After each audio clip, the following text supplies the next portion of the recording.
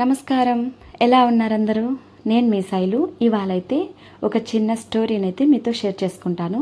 అదేంటంటే మన పిల్లలకి మనం ఏది నేర్పించాలి, ముఖ్యంగా మనం ఎక్కువగా ఫోకస్ చేసేది పిల్లలపైనే కదా. పిల్లలు పుట్టాక వాళ్ళకి మనం ఎటువంటిది నేర్పిస్తే వాళ్ళు సరైన మార్గంలో నడుస్తారనే కదా ఆలోచిస్తాం. దానికైతే ఇది ఒక చిన్న ఎగ్జాంపుల్ అనిపిస్తుంది నాకు. అదేంటంటే ఇది పురాణంలో ఒక చిన్న కథ. అదేంటంటే ఆ కాలంలో శూద్రులు, బ్రాహ్మణులు వీళ్ళే కదా ఎక్కువ ఉంటారు. దాంట్లో ఒక బ్రాహ్మణునికి పిల్లలే పుట్టకుండా ఉంటారు. అప్పుడు ఆ కాలంలో పిల్లలు పుట్టకపోతే ఏం చేస్తారు? యాగాలు, తర్వాత హోమాలు ఇలా చేసుకుంటుంటారు కదా. అలా చేస్తే ఒక బ్రాహ్మణుడైతే పిల్లలు పుట్టకపోయే ముందుకి మహర్షులను పిలిపించి యాగాలు, హోమాలు అన్నీ చేపిస్తుంటారు. అప్పుడు ఒక మహర్షికి వచ్చి ఇప్పుడు యాగం చేసే మధ్యలో ఒక మంత్రంలో తన గొంతు కొంచెం ఇబ్బంది పడి సవరించుకునేదానికి అలా అలా అంటుంటాడు. అప్పుడు ఆ భంగం కలిగిందనేసి ఆ బ్రాహ్మణుడు ఏమంటాడు, కోపంతో ఆ మహర్షినైతే మూర్ఖుడా అని శపిస్తాడు, అంటే నిందిస్తాడు. మూర్ఖుడా, నీ వల్ల యాగం అనేది ఇబ్బందిగా పోయిందే అనేసి. అప్పుడు ఆ మహర్షి ఏం చేస్తాడు, బ్రాహ్మణుణ్ణి నన్ను మూర్ఖుడా అంటావా అనేసి, నీకు మూర్ఖుడే పుడతాడు అనేసి శపించి వెళ్ళిపోతాడు. దాని తర్వాత కొన్నాళ్ళకి ఆ బ్రాహ్మణునికి ఒక మగ పిల్లవాడైతే పుడతాడు. ఆ పిల్లవాడికి పెద్ద అయ్యే కొందికి అవి నేర్పిస్తారు, ఇవి నేర్పిస్తారు. అక్షరం ముక్క రాదు అతనికి. అతను బయట వెళ్తే పిల్లలు కానీ పెద్దవాళ్ళు కానీ హేళన చేస్తారు. వీడికి నోటి నుంచి ఒక్క మాట కూడా రావడం లేదే, ఏంటి అసలు వీడు అనేసి చాలామంది నిందిస్తుంటారు అతన్ని. తల్లిదండ్రులు కూడా కొడతారు.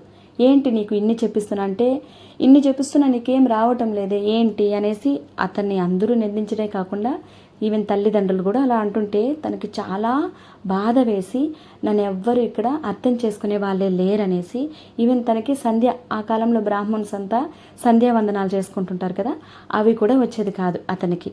అందుకనే తను చాలా బాధపడి విరక్తి చెంది అడవిలోకి అయితే వెళ్ళిపోతాడంట. అడవికి వెళ్ళిపోతాడు కదా. అడవికి వెళ్ళిపోయా కూడా తను అక్కడ ఏదైనా జపం చేయాలన్నా, తర్వాత ఏదైనా చెప్పాలన్నా తనకి ఏదో ఒక మంత్రం కానీ ఏదో ఒకటి వచ్చిండాలి. కానీ అతనికి ఏది రాదు కాబట్టి తను ఏం చేయాలి. కానీ చిన్నప్పటి నుంచి తల్లిదండ్రులు అయితే మనస్సులో ఏదో ఒకటి అనుకునేదైతే నేర్పించారు కాబట్టి తన మనస్సులో ఒకటైతే అనుకుంటున్నాడు, తల్లి నాకు ఏమీ రాదు, నాకు ఏదో ఒక వరాన్ని అయితే ప్రసాదించని అమ్మవారిని అయితే వేడుకుంటున్నాడు. అదే సమయంలో అటుగా వెళ్తున్న వేటగాడు వచ్చి అడవి పందినైతే తన బాణంతో వేటాడాడు.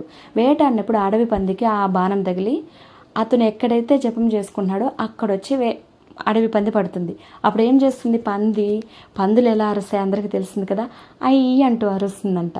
అలా అరిచినప్పుడు ఆ శబ్దం అనేది ఆ పిల్లవాడికి నచ్చింది. అప్పుడు ఆ పిల్లవాడు అయ్యి అనేసి పట్టుకునేశాడు. పట్టుకున్నాక అయ్యి అంటూ భగవంతుని అయితే అదే అమ్మవారిని అయితే ప్రార్థిస్తున్నాడు. అప్పుడు అమ్మవారికి అర్థమైంది ఇతనికి ఏమీ రాదు, మనమే ఇతనికి ఏదో ఒక వరాన్ని అయితే ప్రసాదించాలనేసి ఐకి అమ్మవారు వచ్చి అనేది యాడ్ చేసింది. అప్పుడు ఐం అనే బీజాక్షరం అయితే ఏర్పడుతుంది. ఇది బ్రాహ్మణ్స్కి తెలుసు కదా, ఐం అనే బీజాక్షరం అది. అలా ఏర్పడ్డాక తనకి విద్య అన్నీ ప్రసాదించేస్తుంది అమ్మవారైతే.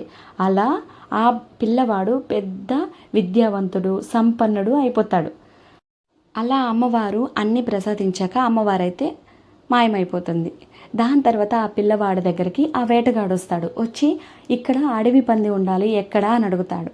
అప్పుడు తను ఏం చెప్పాలి, అడవి పంది చూపిస్తే అడవి పందికి ముప్పు, అలా అనేసి లేదు అని చెప్తే తను అబద్ధం చెప్పినట్లు అయిపోతుంది. కాబట్టి తను చమత్కారంగా ఒకటైతే చెప్పాడు. అదేంటంటే, చూసిన కన్ను మాట్లాడలేదు, మాట్లాడే నోరు చెప్పలేదని చమత్కారంగా ఆ వేటగాడికైతే ఆన్సర్ ఇస్తాడు. బాగా అర్థమైంది కదా. నాకైతే ఇది చాలా బాగా నచ్చింది కొటేషను. చూసే కన్నేంటి మాట్లాడలేదు, మాట్లాడే నోరు చెప్పలేదు. చాలా పర్ఫెక్ట్గా సెట్ అయింది ఇది. అలా చెప్పి ఆ వేటగాడిని అయితే సమాధానం పరిచి వెళ్ళమని. ఈ స్టోరీలో మీకు ఏమర్థమైంది? ఇక్కడైతే తల్లిదండ్రులు పిల్లవాడికి ఏమి నేర్పించాలన్నా తన నోటి నుంచి ఎటువంటిది రాలేదు. చదువు నేర్పించాలనుకున్నారు, ఆఖరికి సంధ్యావందనం కూడా రాలేదు తనకి. కాకపోయినా తనైతే అమ్మవారిని వేడుకుని తను ఇప్పుడు అష్టైశ్వర్యాలు విద్యావంతుడైతే అయిపోయాడు కదా.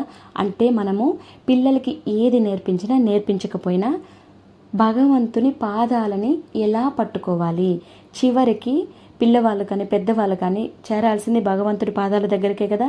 కాబట్టి దాన్ని ఎలా పట్టుకోవాలనేది నేర్పిస్తే పిల్లవాళ్ళు అత్యంత స్థాయిలో ఉన్నట్లే.